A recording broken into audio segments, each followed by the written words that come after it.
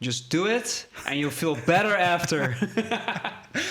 I don't know if I don't know if you're gonna really feel better after, but you at least had a fun time. People are not getting tired of us yet. Also important. Otherwise, we'll be DJing. If there's still people somewhere in the world that wants to see a Bassjackers show, and I'll be able to do it, I will do it.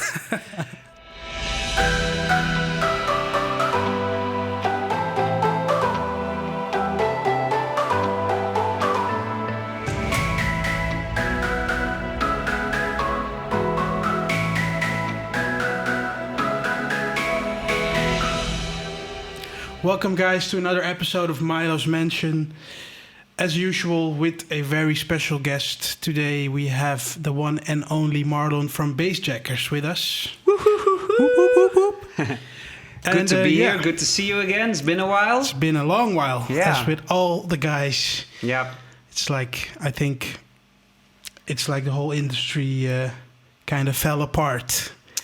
Like that's a little bit what it feels like. Yeah. I mean, we still make a lot of music, but we don't play any shows. No. Usually you run into each other at festivals or somewhere in the world. Now we're all sitting at home every day, 24/7. Yep.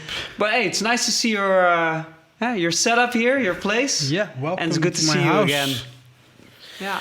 So basically what we do is we have a set of questions on the table, which I didn't see. And, well, you didn't see them either.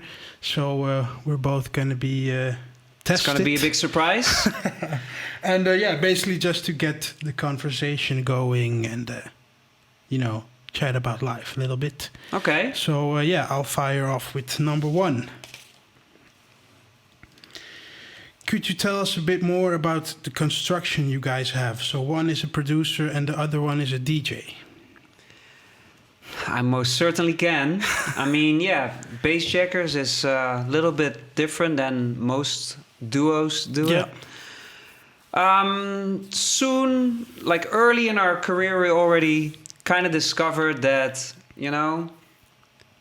I was a DJ and Ralph is a producer. It also started like that. Like I was DJing in my hometown, had my own small club night, and Ralph, my friend at the time, was a producer. And at some point I asked him, listen, can you not make something that I can play at those club shows? Or, cannot even call them shows for those 10 people. I basically just wanted music that I could play that no one else could play. Yeah. Our own music. But I was a DJ and I didn't know how to do that. He's a producer. So we sat together and we started working on music. That's how the first Bassjackers track came along. Nice. And then Bassjackers became a thing. We got signed and the first gigs came in. Ralph didn't know how to DJ. So we went to the first gig and I was gonna do the DJing part. It was just gonna be Bassjackers and I'm playing. Ralph was gonna be there, but he wasn't gonna play. No. And after the show, he's like, yeah, that will never be me. Like, you're the DJ, I'm the producer, that's how we're gonna do it. And that's why we have a division of tasks. And later in the career, because at first it was only shows in Holland, so Ralph would drive, I would go play the show, drink some beers, get back in the car, and he would drop me off at home. But later, when we had our international breakthrough, it was me hopping on planes, traveling the world, and at the same time, Ralph would work on new music, go to the studio every day, work, music, and that's why we were able to be really productive on the music side, because I was always touring, always on the road, and he was always doing new music. And that's also why we were pretty productive on the touring side, because I never took a break. It was just always doing shows all year round, and he was doing music the same way. Yeah, because I know like you guys do so many shows, like probably every other solo artist could never. No, I mean, I cannot not even imagine how difficult it would be to do both. Yeah. Producing and the same tour schedule. Like some days I would be exhausted, but I just kept going because it's the only thing I have to do. Yeah. Show up at the shows and bring that energy at the shows. And then after I could pass out, sleep, do whatever you want. But if you also have a production schedule and release planning, I can imagine you have to go back to the hotel and get behind your laptop and finish that track. In this case, that's not what I had to do. So I could fully 100% focus on touring. Yeah. And that's the Bassjackers setup. It's one DJ, one producer. Nice. Division of tasks, and we both do what we do best and what we love most and what we're good at, just to say so. So works very well for us. Yeah. And it was a little bit confusing at first because your duo were both on the artwork. Yeah. So in the beginning it was, hey, where's the other guy? I booked 2 hotel rooms. No, it's one DJ, one just producer. You. Yeah, it's just me. Yeah. So how does that work for you guys? Like, I remember at the time, for instance, when Bassjackers, one of the guys stopped touring, and I heard like they had like a discussion like how should we handle things now financially and like all that kind of stuff. It's like, how does that work for you guys? Yeah, Ralph gets all the money. No, I mean, from the moment we started, we talked about this and we said, it's going to be like this. Everything 50-50. Yeah. We both give 100% in what we do. Because you cannot really... I think it's going to be really difficult if you're going to try to weigh, but you did this today and you did this and I do the touring and you... If you both give 100% for what you do, then it's only fair to share. And we just didn't want to have any difficulties about it, and that's why we just decided in the beginning before we speak. We also heard about other duos at the time that had a little bit of difficult figuring this part out, and we didn't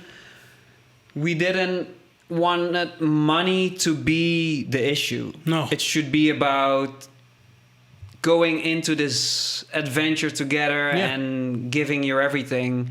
And the money part, we settled it that way. 50-50. Let's go. Nice. No looking back. Yeah, I mean, in the end, I guess it's like you both are equally important to Bassjackers. I mean, there's no Bassjackers without you and probably no Bassjackers without Ralph. That's exactly what it is. Yeah. Cool. Well, let's do one question from your side then. Okay. I'll grab this one.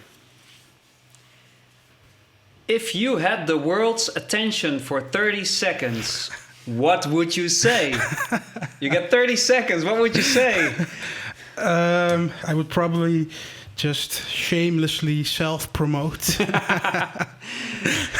My new single is out now on Spotify. Check the podcast. Probably. No, I don't know.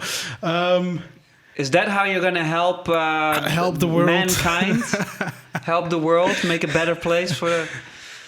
No, that's a hard one. This is a very difficult... I'm really happy that... Maybe you'll still have the same question, but I'm going to think of it right now. Like, this is how it's going to be, huh? This is what it's going to be. No, probably, I don't know, something inspiring. You know, just... Insert inspirational quote here. No, probably, I don't know, just...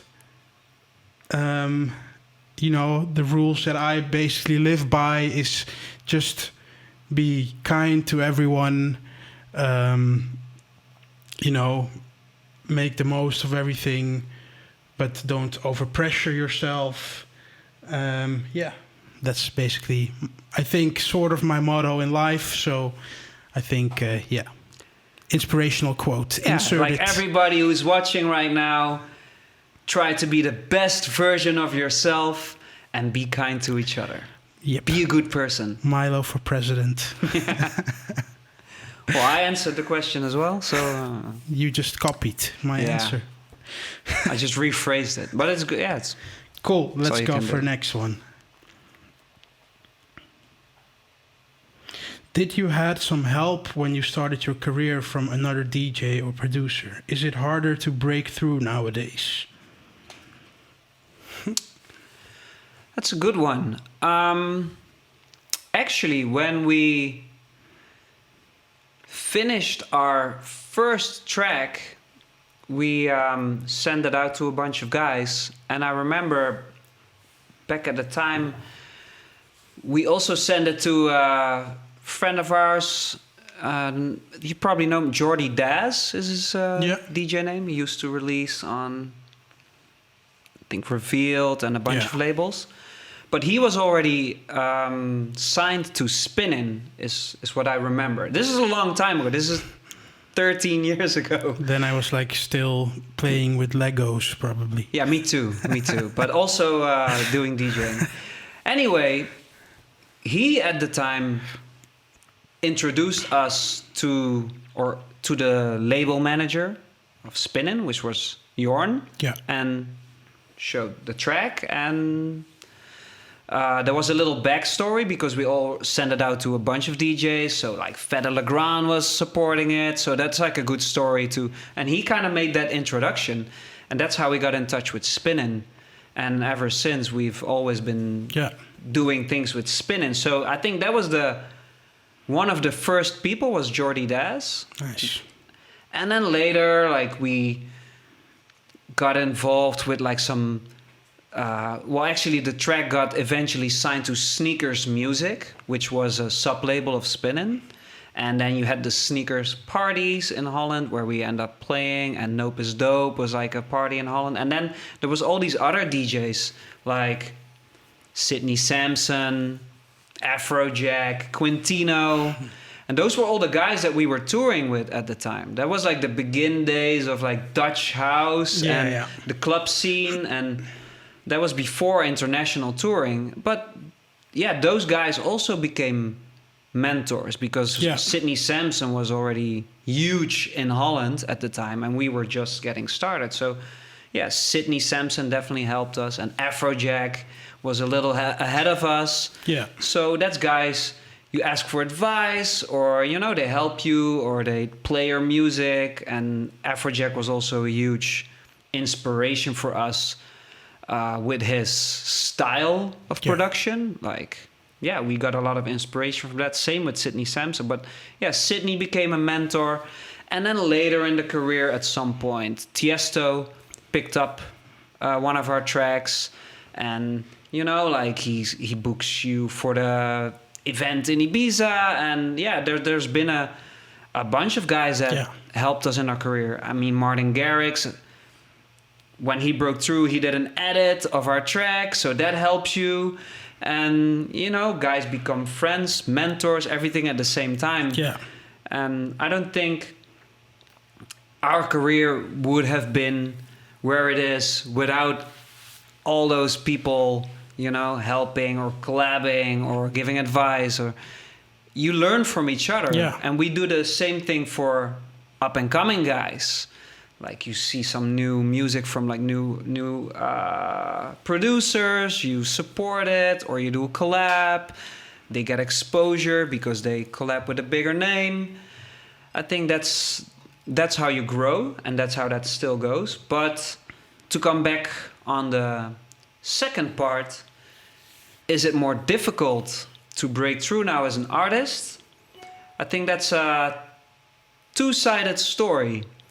Because I think when we just started, it was definitely a different space. Social media, all that stuff, everything online was a bit smaller, a bit less accessible. I think it's easier now to have a platform for your music.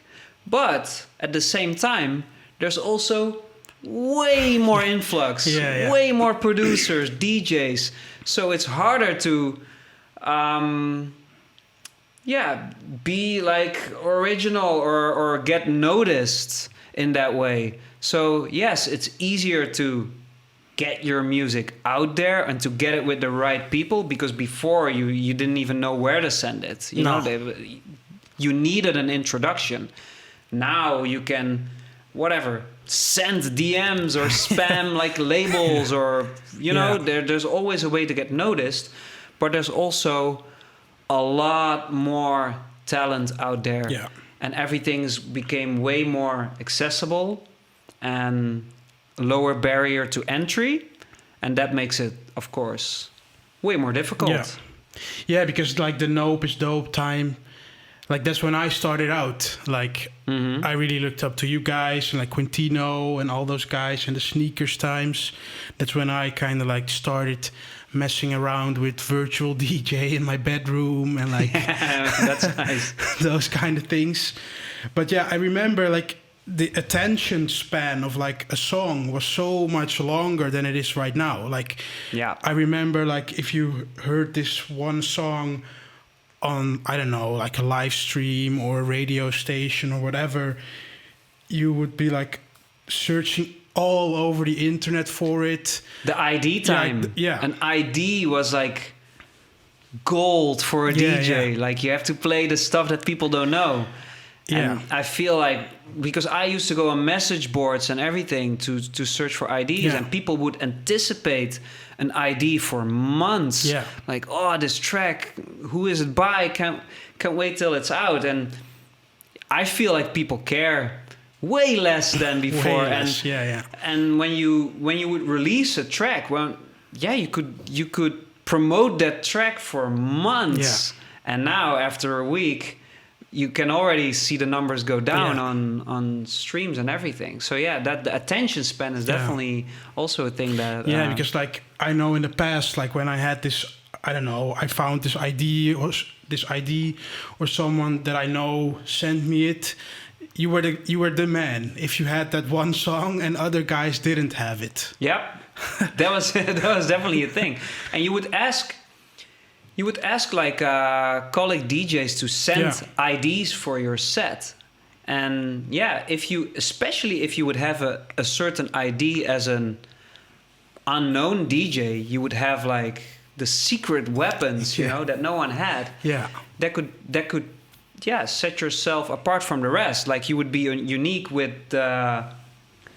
those tracks in your whatever it was. Was it still CD folder? Maybe it was. Yeah, probably. For sure. IDs. Now, not so much. Not at all, I think. It's like, and I think that's also a little bit hard. Like, you pour your heart and soul like into a song, and it comes out, and I don't know, even in my own head now, like when I used to put out a song, it was like the moment of the month or like the moment of that quarter. And now it's like, okay, the song is out, and like maybe 1 or 2 weeks after, it's already not a big thing anymore that you just put out that song. For me, at least. I've been also looking at it like this a little bit. Before, you would always be focused on everything has to be new, fresh, IDs. I think now is also a time where you can just play your older tracks and people would still appreciate it. And maybe even because of that short attention span, they totally like missed those tracks. They didn't even see them or whatever. So you can still incorporate them later in your sets. It doesn't necessarily have to be all new tracks at all times, which before I wanted new tracks every week. Everything had to be new and unknown, and that doesn't really go anymore. So in that way, you could have a little bit more ease of mind playing your older tracks. Because it's also nice. Like I have this sometimes, like someone DMs, or I don't know, you run into someone after you DJ'd, and they're like a song that's been out for like a year, and they go like, whoa, I've never heard this song.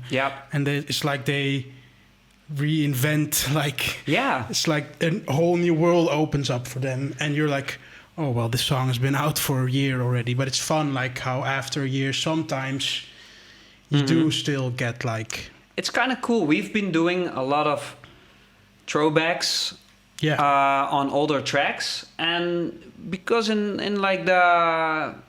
Over the years, you get a lot of new fans yearly. And there's definitely people that don't know those tracks from like 2 or 3 or 4 years ago, and then when you reintroduce them, they can maybe even discover them for the first time. Yeah. And for the other people, it's like, oh, I miss those days. Yeah, nostalgia. That was a great track. I still play it every day.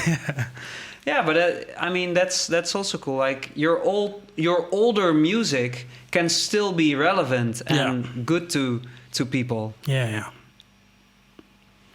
History. History repeats himself. Cool. Okay. Let's do Let me another get the next one for you.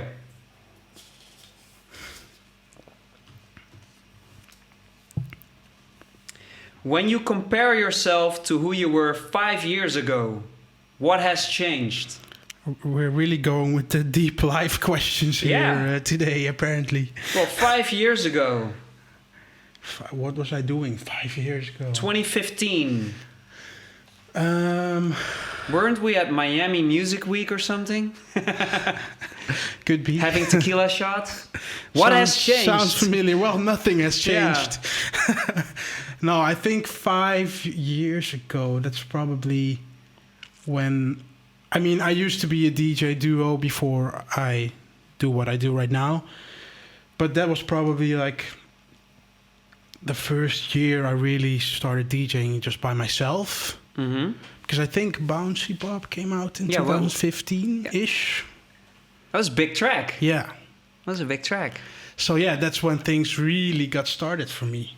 So who... A lot has changed, yeah. Yeah. What has changed? Well, I started touring then. So that changed. Big change.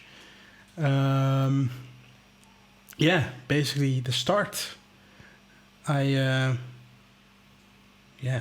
that's what changed. But nothing else, probably. Do you feel like you reached your goals that you had in mind back then? Yeah, some. Because they always talk about the 5-year plan, right? Yeah. So go back to 2015 and imagine your 5-year plan. And did you tick all the boxes, or I mean, back then, I think I just came from high school. I just finished high school, I think, ish. And then I was like, okay, am I going to go to university, or am I really going to pursue this music thing? And I think at that time it was like the only thing I wanted was like, okay, well, I don't want to go to school anymore. Whatever I can do to not go to school, let's do that. Well, basically, yeah.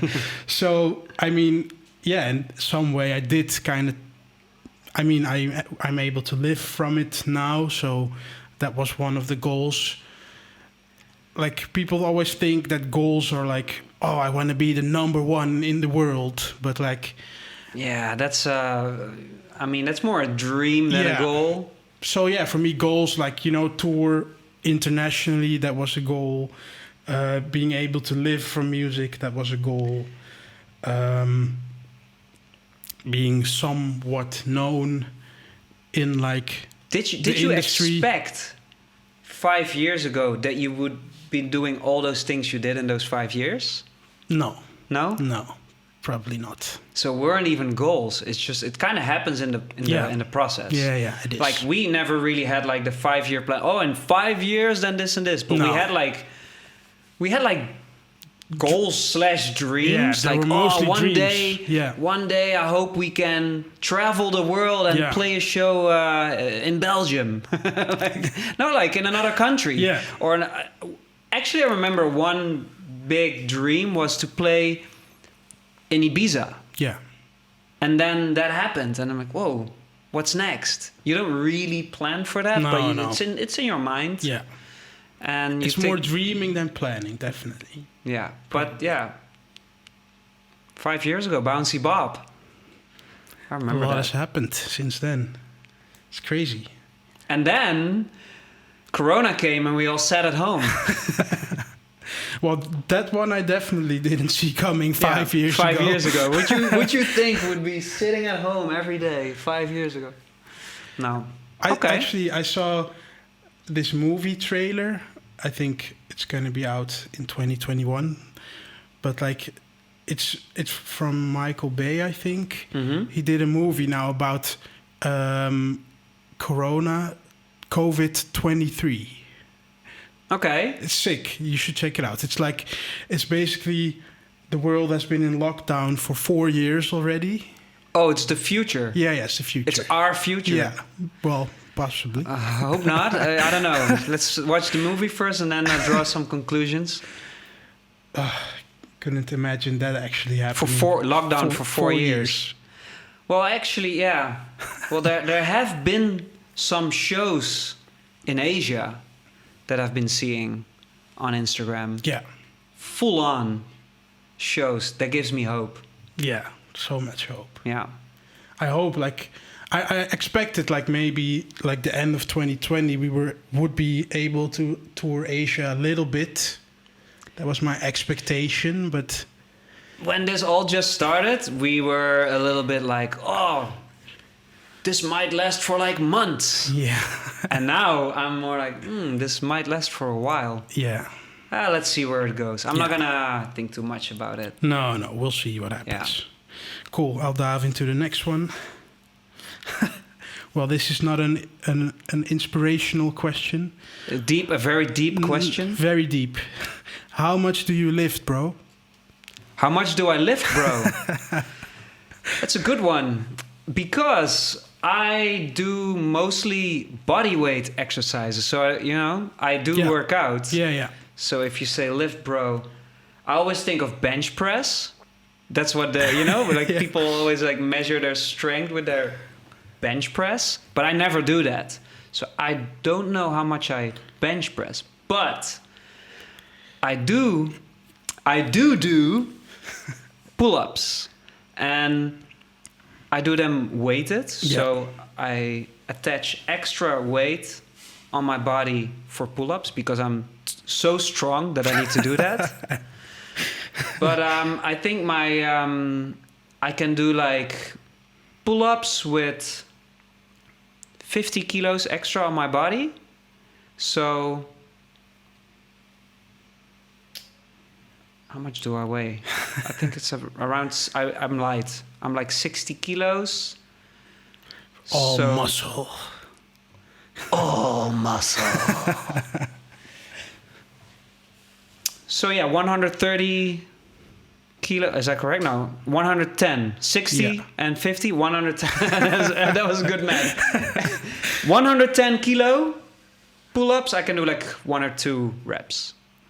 The man, the Hulk. Bench press. I don't know. Maybe 90 kilos. 1.5 times body That's more weight. than I do. Yeah. I think 90 kilos. Sick. Yeah.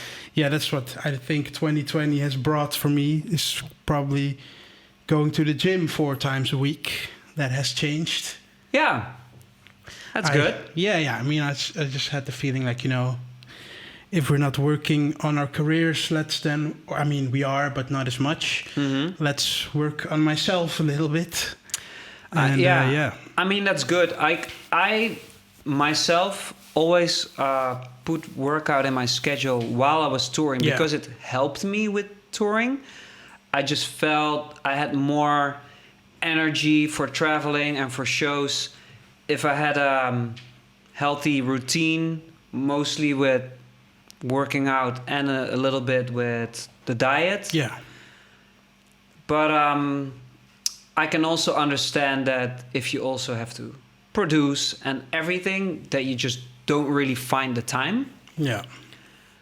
Which makes complete sense. But I think,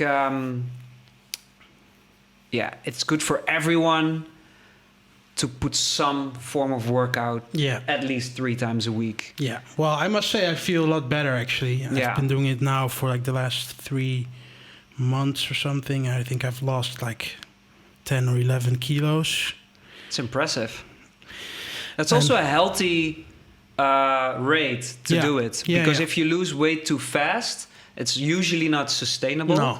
And then this is a healthy, that's good. Yeah, because I feel like with tour, for me, like, it's not even like that I don't have the time probably, but it's just like all the temptations, and like you go out for dinner with a promoter and like the entire table is full with food, and like I know. like it's always like, which I get because it's a party night, so we all want to go all out. But yeah, it's like those kind of things that I felt made it hard. And like after a party night and you wake up at 10 in the morning, no, I don't feel like going to the gym. But it's discipline based. That's you know what it is? You never want to work out when you're tired. No. But that's the time you should work out. Because if you're tired and you're going to work out, you'll feel better after. Yeah. And it's more like if you get that mindset that you're going to feel better after, and you do it and it becomes a habit, then it's going to be super easy to do it the next time, because you just know, I don't feel like it right now, but I'm going to be feeling so good after. Yeah. And that's a habit you have to build in, because in the beginning you're just like, nah, I'm not going to work out now. I'm tired. I'm going to go to sleep. But what I always do when I'm traveling is when I get to the hotel, you feel exhausted, right? You're like, you can go to sleep instantly. Yeah. I do the opposite. I just go to the gym, and the first 5 minutes are the worst 5 minutes in the world. And after that, you start feeling better and better and better. And then after your workout, you're so happy you did it. You're not even tired anymore. No. But that's, you have to like do it and experience it to know. That's the only giveaway I have here for you. But I should try, because that's what I do whenever I get to the hotels. Probably nap right away. That's the opposite of what you should do. Yeah. Because you probably already napped for like a few hours on the plane, in the car. Your body is in sleep mode. Yeah. And you have to get out of that sleep mode. And the only way to do it is to bring your heart rate up a little bit. So tips from Bassjackers. Work out as soon as you land. Good tip. I'll put that to use. When we start touring again. Yep. I'm going to open the next question. Ooh, it's probably difficult. What's the best party you've ever been to? Café Bubbles. Oh yeah, that was an easy one. No. I think, and it's not even like a big club or like a big festival, but probably Guaba on Cyprus. Okay, I've been there. Crazy. It's crazy. I agree. Like next level. Like I remember, I didn't even play at that time. I was just coming along with Martin. And I know we were coming from London the night before, like in the morning, and we partied all night in London. Okay. And then we jumped on the plane and we landed on Cyprus, and I was like, okay, we can finally chill a little bit now, get some rest. And then the promoter picked us up with like a party bus. That's a good way to start a party. It was like this crazy bus with like a bunch of people all going crazy. And they have this drink there at Guaba. You must know this. The Guaba Nectar. I think I had it. I don't remember You don't remember the exact entire night and the things that happened. But I've been there a few times. It's really crazy. It's like this pirate's nest, basically. And it's also beautiful because you look out over the ocean. And good one. Guaba, definitely. Do you have any favorites? Craziest party? I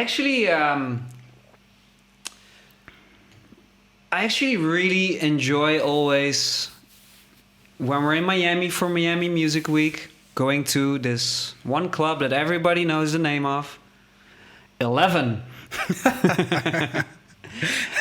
And it's not even for playing a show. It's a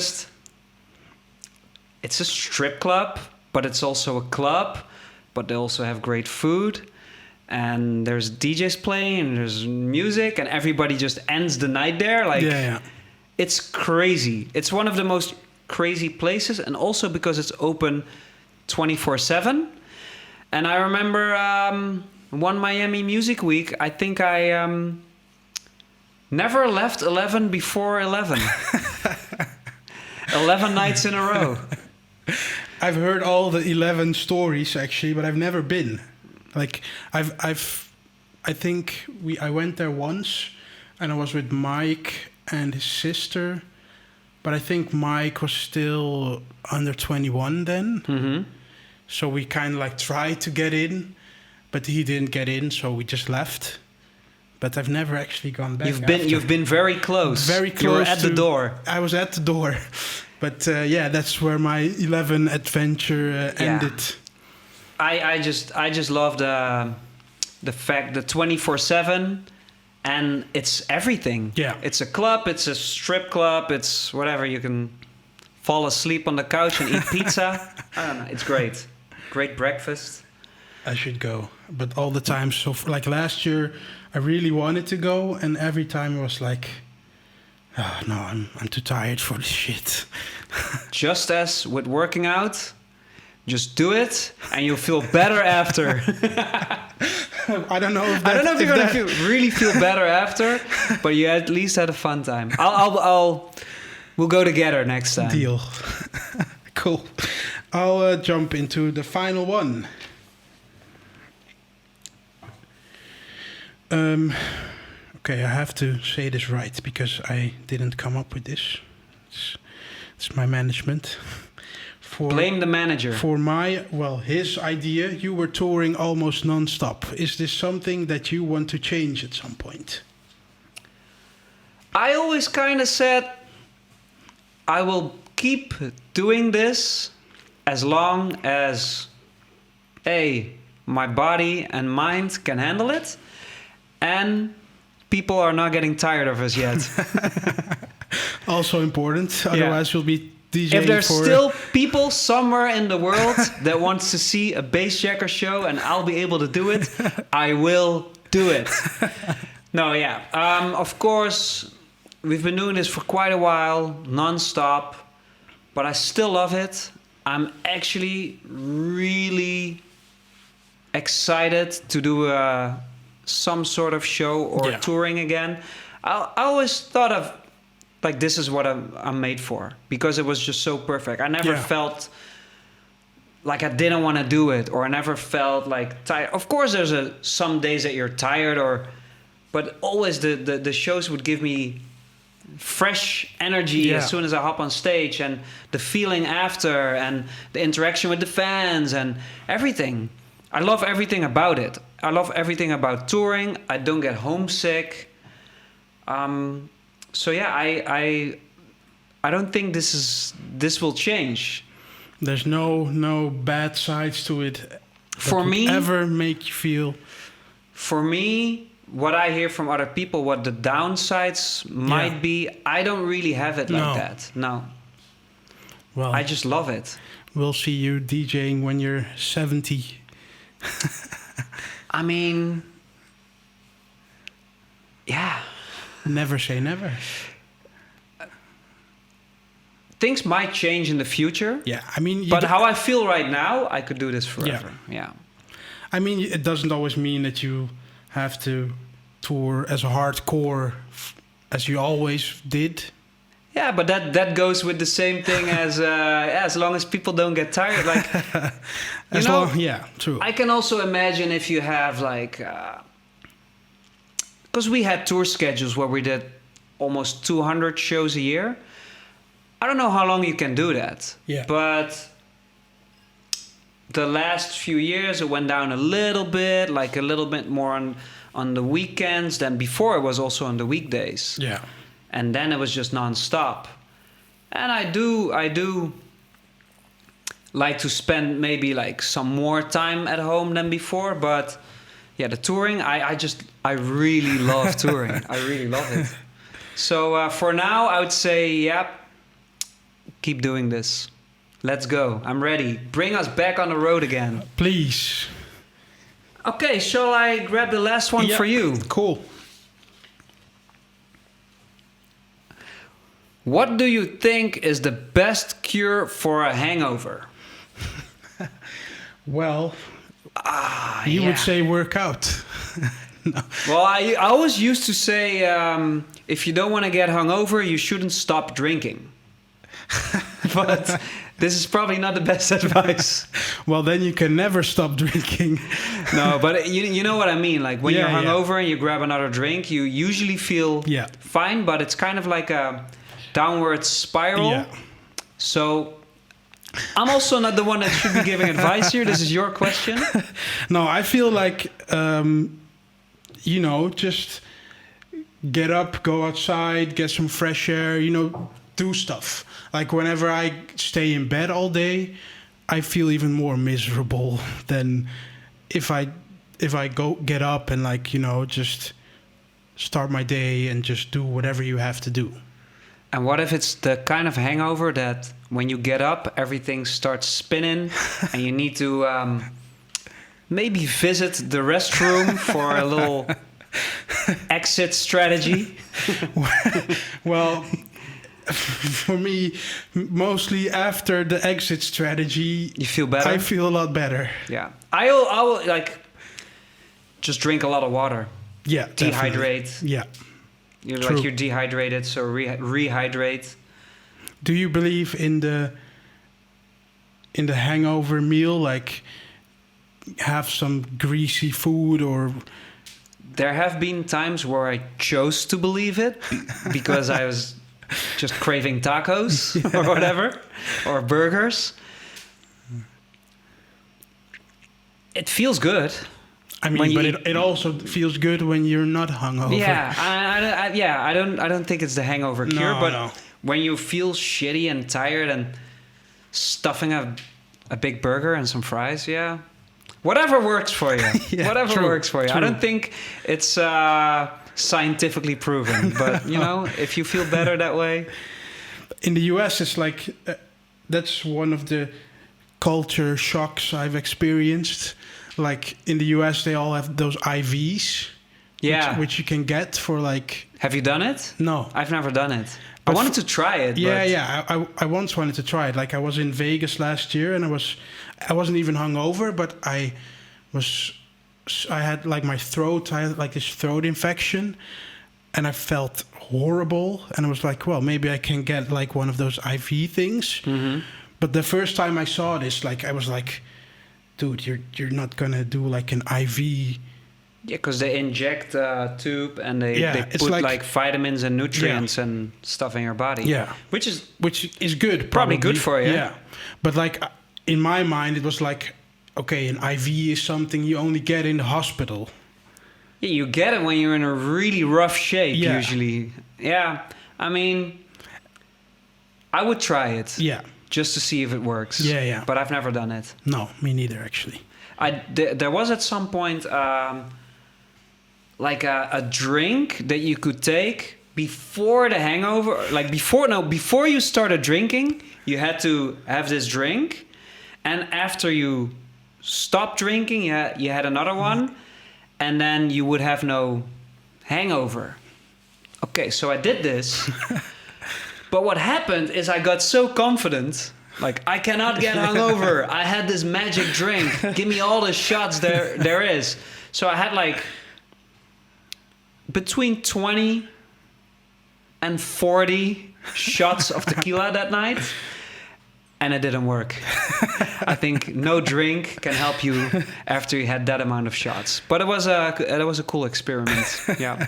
Was this because I remember now in Shanghai? No, I think it was also in Vegas. We played this festival, and I remember in the morning you being carried into the hotel. That was another time. That was... Oh, I remember that. It was a free night. Oh, yeah. Oh, I should... Yeah. It was the birthday. I think it was our manager's birthday. Yeah. And we were a group of friends, and we had a lot of bottles, because in China, you know, there's always a lot of bottles of alcohol. And I have to say, the last few years, I haven't been drinking a lot of alcohol, like not at all. And before I was more like party animal, drinking a lot. Yeah. But at that time, I didn't drink at any show or anything. But it was our manager's birthday. There was a lot of bottles. So I decided that this guy, for one night, he can drink again. And I thought I could still drink on my old level, which means grab a bottle of vodka, chug it like nothing's gonna happen. And yeah, they literally had to carry me to the hotel. It was really bad. I apologize to everyone that was involved that night. It was a mess. But yeah, I'm not as good at handling my alcohol anymore. So drinking is a little bit like working out as well. Yeah, you have your drinking muscle, which is your liver. Drinking muscle. Yeah. How much do you lift, bro? 40 shots in one night. Now, one champagne, and I already feel it. For real. Yeah. I have it now, actually, when I don't know, last week I watched a soccer match with my friends, and we had like 2 beers, and I already felt it. It's like so weird. Yeah, because right now I don't drink at all. No. After it was one glass of champagne, we celebrated. We were celebrating. I think it was birthday, or like my girlfriend's birthday. Yeah. My fiance's birthday, actually. Congratulations. Thank you. It's still something new I have to get used to. Anyway, one glass, and I felt it. I was like, I'm drunk. You should go to bed. It's 10. It's 10 o'clock. It's time. Yeah, I'm probably will have to get used to the late nights again. Yeah, I think it's not going to be a difficult transition. It's also like working out, you know. Yeah, if you didn't work out for a while, you get back to your old level quite soon. Yeah, we'll survive. We will survive. We will be back. Shows will be back. Shows will be back. And we will be able to travel again and handle alcohol and work out the same day. Let's make it happen. Yes. Well, thank you for coming in. Good talks. And it was fun. Thanks for having me. Yeah, definitely fun. Nice little change of the daily life going on right now, the daily routines. I'm almost like, hey, let's do this again next week. But, you know, I don't know if we would have enough to talk about. But yeah, thanks for having us. I always say us because it's Bassjackers. It's been great. And good luck with your podcast. Thanks. Great initiative.